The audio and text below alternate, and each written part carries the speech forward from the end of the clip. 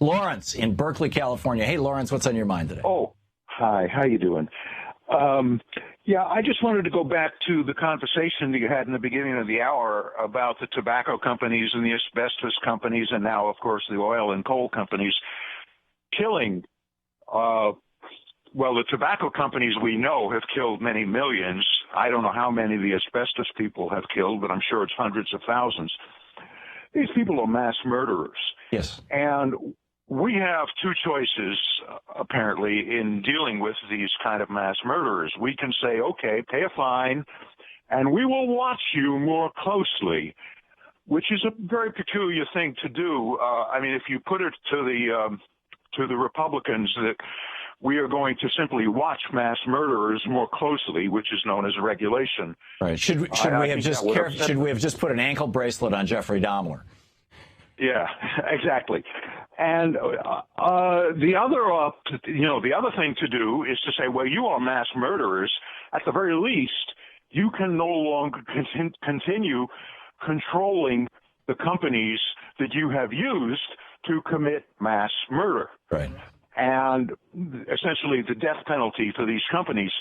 And what they should do, since we know that any company that has an opportunity to make a profit by killing people will pretty much do it, is that we need to turn these companies over into worker co-ops or community co-ops or both, actually, a mixture of worker and community control.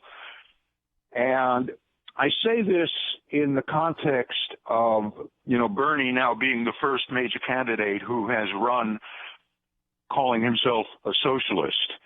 And I don't think he is, because what socialism is about, and this is true from Marx down to the opposition within the so-called Socialist Party in Venezuela, it's about co-ops, it's about workers and community people directly controlling industry.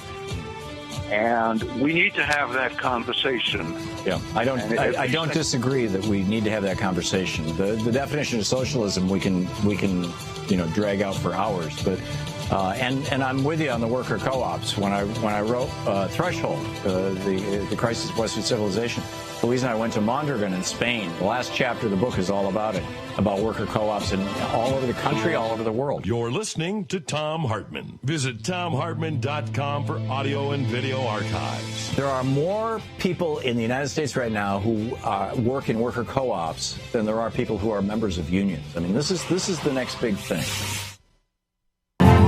To watch more clips from our programs, hit the Watch More Videos button over here. And please be sure to hit the handy-dandy subscribe button so you'll always be up to date. Tag, you're it.